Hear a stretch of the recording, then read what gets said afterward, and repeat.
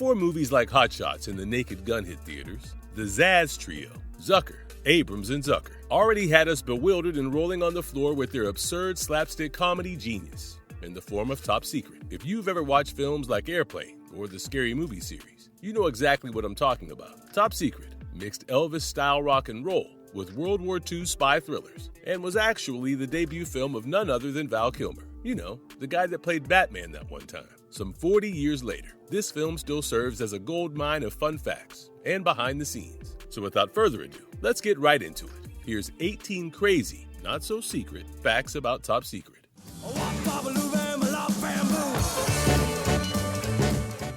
Cher's secret cameo. First on our list, we have a fun little Easter egg that you might have missed while watching the film. So, we have our protagonist, Nick Rivers, who goes to East Germany to perform at a cultural festival. Now here, he meets Hilary Flamand, who is part of the local resistance movement. Of course, he tries to woo her with some song and dance, rather unsuccessfully. Eventually, he runs into her once again while she's busy trying to meet with the resistance leader.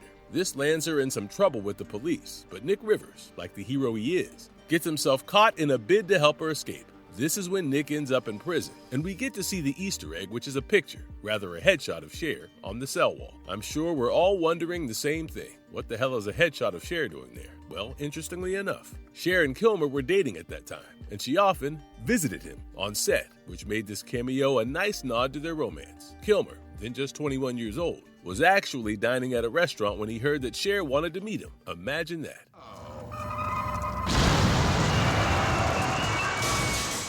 The Canadian writer who saved the project after Airplane and Police Squad, which was canceled after just one season. The Zaz trio were looking for their next project. They had actually worked on a script even before they made Airplane, which was an amalgamation of a bunch of ideas. Now this was based on a bunch of black and white WW2 films, Cold War films, and rock and roll films. Of course, this is what eventually became Top Secret. However, as they were working on the project, they hit a creative dead end and didn't know which direction they wanted to take the script in. Enter Canadian director and scriptwriter Martin Burke. Burke is renowned for his war documentaries as well as war comedies, such as Power Play and the Second Civil War. He was brought on board to help out the trio with the script, and he pretty much saved their asses. Jerry Zucker even says it himself, that without Martin Burke, they would still be in that room trying to figure out the damn script. 3. No celebrity cameos policy. Viva la France! No celebrity cameos policy. Airplane, the previous project of the Zaz trio, was one full of celebrity appearances. The Zucker brothers and Abrams wanted to cast actors who weren't all that associated with comedy, which led to a bunch of unexpected faces. From Kareem Abdul-Jabbar, Peter Graves, and Leslie Nielsen, to legendary singer Ethel Merman, Airplane was full of cameos. However, with Top Secret, although they had more than double the budget of Airplane, things changed. The trio no longer wanted to rely on cameos and hey look who it is moments, except for maybe Peter Cushing and Omar Sharif. They wanted to switch things up and avoid repeating the same tricks. I would say that was a great decision, because this film needed no cameos at all. Throughout the 90 minutes runtime of the film, there's not a single moment to catch one's breath from the barrage of jokes and gags. This film has very rightly become a cult classic, and you need to go watch it right now if you haven't.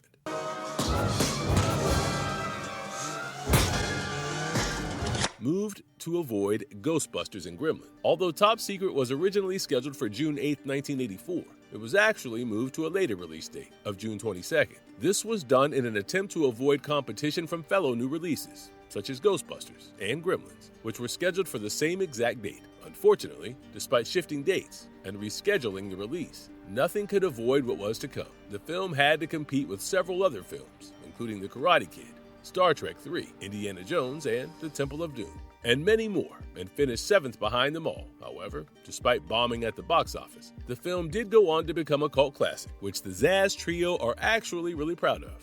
They have absolutely no regrets. Nada.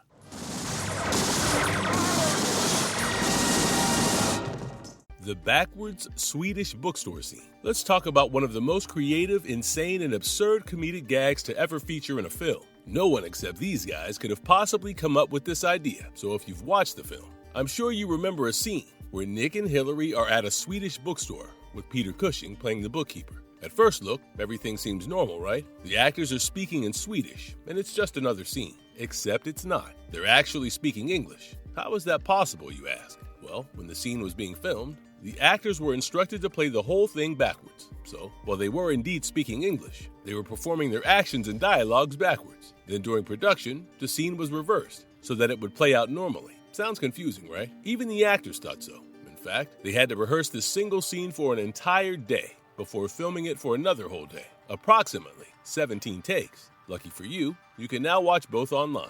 The scene as it is in the film and the scene as it looked originally when acted out in reverse.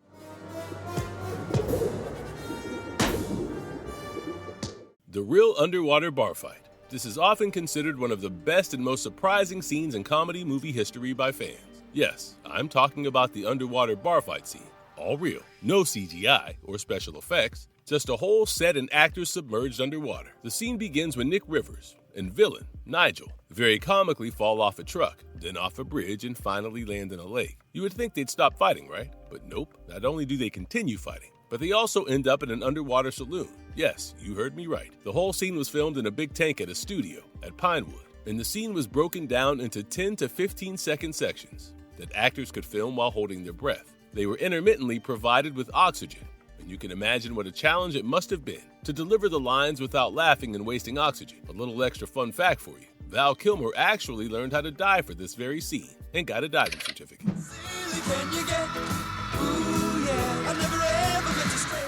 Peter Cushing's magnifying glass eye. Remember the backward-forward bookstore scene? Then we see the bookstore owner, played by Peter Cushing. He greets the protagonist with a magnifying glass held to his eye, which makes his eye look huge. Surprise! It's not the magnifying glass. It's just his head. He simply has an absurdly giant eye. Now, to achieve this makeup effect without the use of any CGI, a live cast of Cushing's head was made. Unfortunately, Cushing passed away in 1994, long before Rogue One, a Star Wars story. How did he reprise the role of Grand Moff Tarkin in Rogue One? Well, the live cast of his head, which was made and used in Top Secret, was borrowed by ILM to digitally map Cushing's face onto Guy Henry, who played Tarkin in the film. A well-deserved tribute for a legend. The German is mostly gibberish. When the Swedish wasn't actually Swedish, do you think the German was real? Nope. It wasn't. Most of the German spoken in the film was something entirely else. For example, is a scene where the train conductor is checking and giving out tickets, supposedly speaking German. Reality, speaking a Yiddish phrase that translates to, may you grow like an onion. The head, in fact, German that Nick learns on the train isn't a language at all. On the other hand, even when German is spoken in the film, it mostly doesn't make sense. Take, for instance, the scene when Nick is leaving the East German checkpoint by train. You can hear a voiceover, the PA saying something in German which actually translates to, train that is now on platform 3. Surprised us all. You're wondering why any of this was done. If there were budget constraints in hiring translators and language, some other answer is actually quite simple. It's all for the sake of comedy. And I'm sure German speakers found it quite hilarious.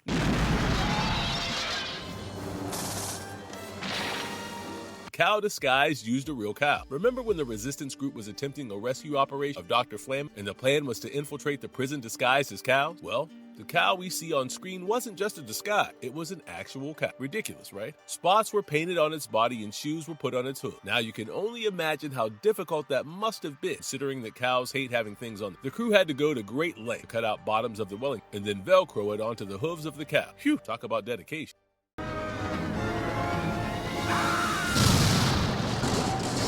The youngest Juilliard student becomes a rock star. Now, as I have mentioned, this was Kilmer's debut film. So what was he doing before, and how did he land the role? He initially attended the Hollywood Professional School, which he applied to the drama division at Juilliard School. And lo and behold, he got accepted and became one of the youngest Juilliard students at the time. In the meantime, the Zaz Trio was busy auditioning for the lead role of Nick Rivers when they witnessed Val Kilmer in all his glory in a play called Slab Boy in New York. This is when they got Kilmer to do a reading and sing a few songs for it. Turns out, wore baggy rockabilly pants to the audition and sang and moved exactly like Elvis, with great comic timing too. Instantly knew that he was perfect and wanted him on board, and the rest, they say.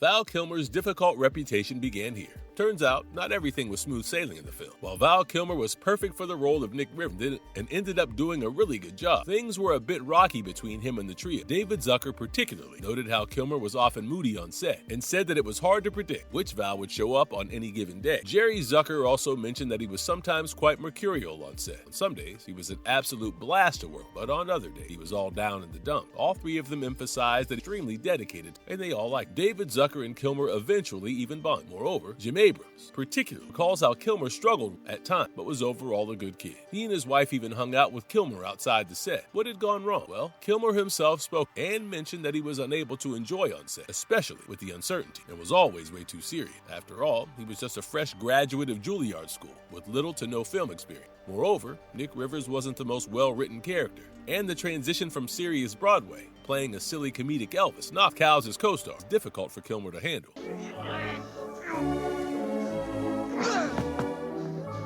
Superman miniature set recycling. In the film, there's a scene when Lucy Gutteridge's character, Hilary Flamon, looks down from a balcony at the street below to see hamsters and mice. This is when she and Nick were trying to escape from the authorities at the ballet. Interesting, the scene actually features a miniature city. It was originally built for Superman, 1978. The trio of Zucker, Abrams, and Zucker talk about this behind-the-scenes fact in their DVD commentary. Turns out, they simply stumbled upon the miniature city in the old Shepperton studio, which is where a majority of the filming was taking place. Of course, knowing the weird yet brilliant genius of these three, they absolutely had to include it somewhere in the film.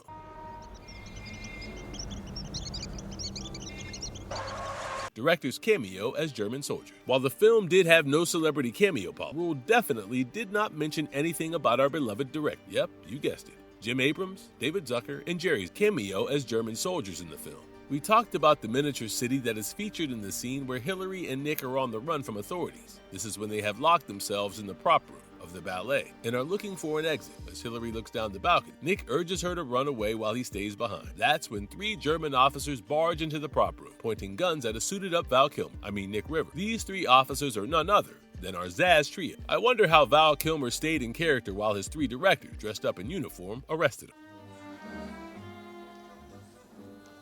Was recommenden? Yiddish waiter insult. Remember how we spoke about the German in the film being gibber? Here's another hilarious instance where the Zaz trio showcased their astute comedic time, playing with the idea of language barrier. There's a scene where a waiter asks Nick Rivers if he's ready to order. I'm sure when you watched the film, you probably thought he was speaking German, right? It sounds like German, but no. Guess again. The waiter was actually using a Yiddish curse which translates to, go take a shit in the ocean. I'm sure Nick would not be too happy about that if he knew.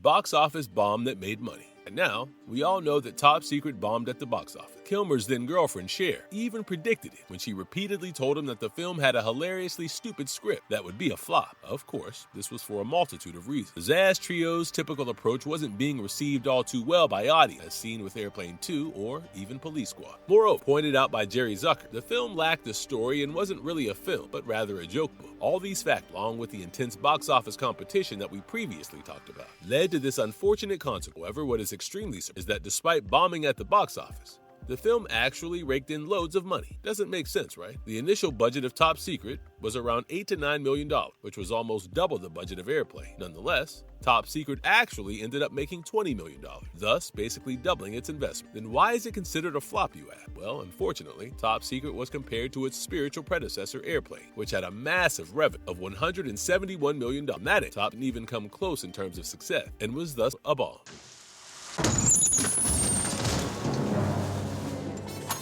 The film that influenced modern comedy. Top Secret and the Zaz Trio completely changed the face of comedy, and none of us are surprised. The film had some of the most revolutionary and innovative ideas that no one had ever thought of. Naturally, the film went on to become a cult classic, and has since influenced the genre of absurd comedy. I'm sure you're all aware of films like Scary Movie, Naked Gun, Hot Shot, Loaded Weapon, and even Spy Hard. Top Secret was the stepping stone to all these ventures by the Zaz Trio and others, from the underwater fight scene to the bookstore scene filmed backward. Top Secret's technical brilliance is unmatched, and we, as an audience, hope for more such creative gags and spoofs in future parody movies of our time. For a film that supposedly flopped at the box office, it sure left its mark in the history of cinema. Our advice? Never judge a book by its cover, or in this, a film by its box office success. Do you feel like going and rewatching this masterpiece yet? Because I sure do.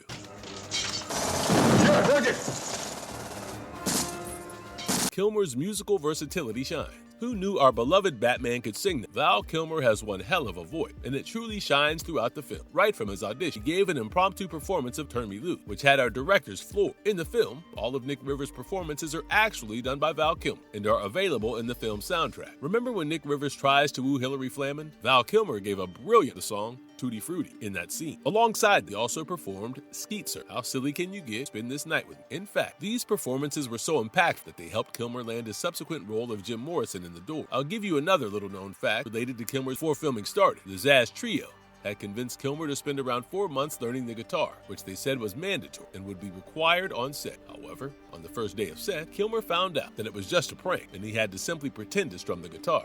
Hey, at least he learned a useful skill, right?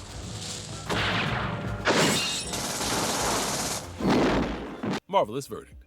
So, those are the crazy and quite hilarious facts from the film Top Secret. It might not have received the recognition it deserved back in 1984, but it sure as hell is one of the most daring and beloved cult classics in the genre of absurd slapstick comedy. The Zazz Trio didn't leave a single leaf unturned. Gibberish slang for putting boots on a real cow and submerging an entire set underwater. They would do absolutely anything for a laugh, and we loved it. The only couldn't solve is why the Zazz Trio ends their films with exclamation. What do you got? Well, with that, we come to the end of this video. Do like this video and subscribe to our channel if you enjoy the content. Comment down below which other films you want us to explore. We'll see you next time. Till then, bye.